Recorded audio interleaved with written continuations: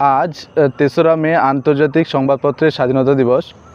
গণতন্ত্রে সংবাদ ও সংবাদপত্রের যে গুরুত্ব রয়েছে সেই গুরুত্ব তুলে ধরতে আজকের এই বিশেষ দিনটি উদযাপন করা হয়ে থাকে।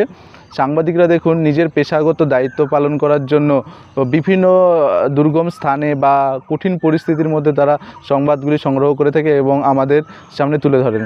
সেই সাংবাদিকদের শ্রদ্ধা জানাতেই আজকের এই দিনটি উদযাপন করা হয়ে থাকে। আর সেই সঙ্গে সংবাদপত্রের স্বাধীনতা আছে সেই দিনটি, সেটাও সকলের সামনে তুলে ধরার জন্য আজকের এই বিশেষ দিনটি উদযাপন করা হয়ে থাকে।